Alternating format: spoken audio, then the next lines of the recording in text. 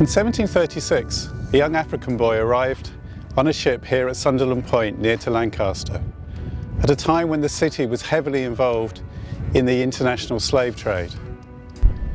He died shortly after and is buried here in a grave that has come to symbolise the deep injustice of a former age.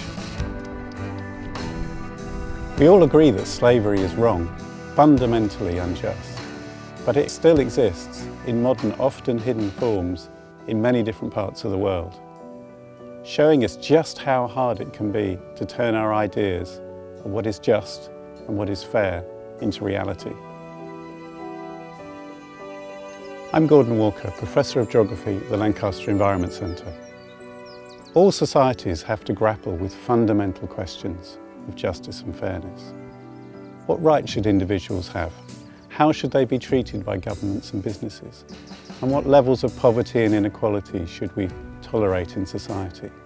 These are the type of questions that myself and colleagues deal with in our teaching and in our research on many different environmental, social, economic and developmental topics in different parts of the world.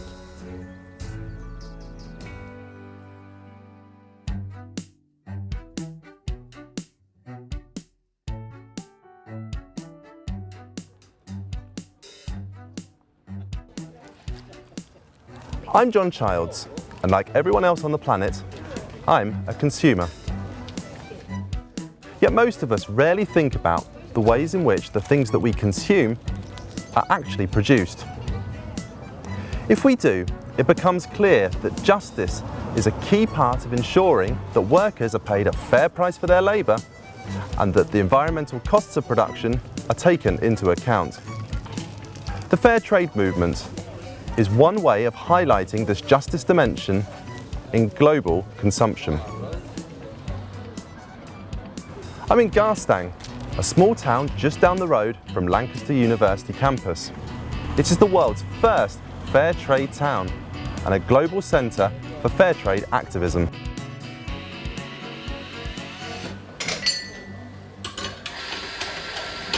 I bring my students here to the Fig Tree Cafe, which houses a fair trade study centre. I get them to think about how products are made and the people who make them.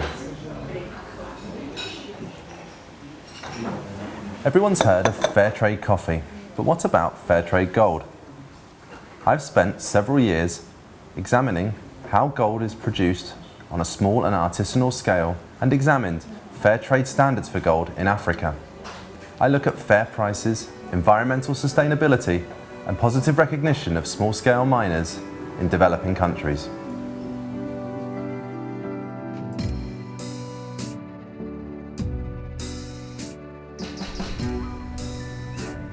In my own research, I write about the idea of environmental justice, which first came to prominence on the other side of the Atlantic in cities like New York. Here the arguments were about inequalities, about who got access to the good quality living environments, the green space, the clean air, the good quality housing, and who got access to the bad quality, the pollution, the risk, the waste, and the dereliction. We travel every year to New York with a group of third-year students. We learn about the history of immigration into the city, the waves of people that came to New York from Europe and other parts of the world, and the very unequal life chances they had when they came to settle in the city. We visit groups in Harlem and Brooklyn that are campaigning for environmental justice, trying to improve the living conditions of African American and Hispanic communities. We also get taken around the incredible community gardens on the Lower East Side, where local people have turned empty plots of land into spaces for growing their own food, composting waste and getting together socially. They've had to battle hard over the years to protect these green spaces from property developers, arguing that it would be unfair and unjust for them to now be given over to commercial profit making.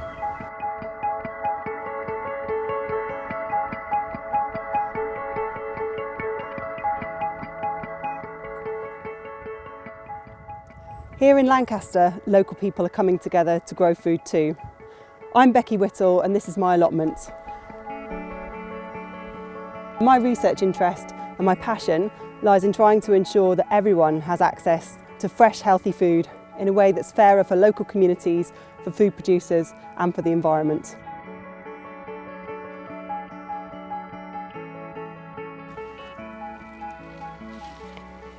So one of the major justice issues in relation to food is access to land.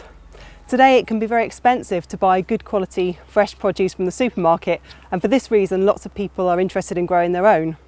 Many years ago this wouldn't have been a problem, as large areas of land were held in common for everybody to use. However, increasingly in the world today we're seeing a situation of private ownership where more and more land is concentrated in the hands of a very few wealthy landowners.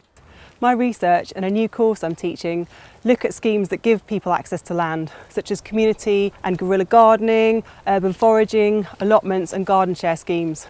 And all these are designed to ensure that unused land that's in public or private ownership is available to everyone to grow fruit and veg on in a way that's fairer for all.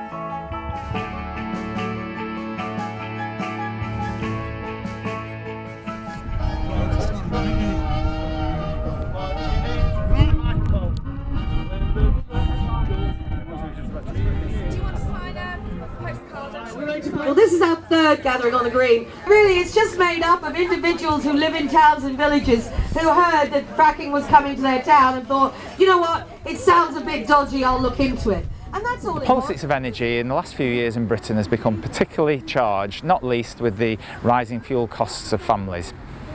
I'm Alan Webster, and I'm here in Lytham Green near Blackpool, meeting with groups who share a concern about our energy future, particularly with the possibility of hydraulic fracturing or fracking being used in the county. Decisions about our health, about our environment, aren't being given to our communities. They're not being given to parents or grandparents or families. They're being made, and the only decisions are being based on profits. The debate around fracking often centres on issues of safety or environmental damage, as well as climate change, cost and security. But one of the more pressing issues that some groups today have expressed is about the decision making. Who gets to decide where or if fracking takes place? Is it local politicians? Is it communities, national politicians, experts, or the market? We call these questions of participatory or procedural justice. These are the issues that my PhD is coming to grips with. We can beat this in Lancashire, but only everybody gets on board and does everything we can. So please do what you can. Thank you.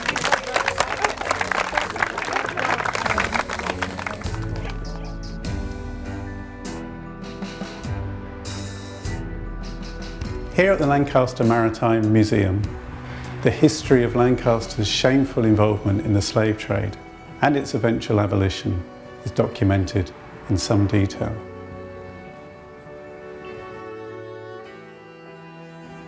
Maybe there will always be winners and losers, people and places that do better than others, and patterns of exploitation that we find it very difficult to live with. Our research has an important role to play, therefore, in investigating patterns of inequality and injustice, and through that being able to ask really searching questions about what is right and what is wrong, and how we can make change for a better and more just future.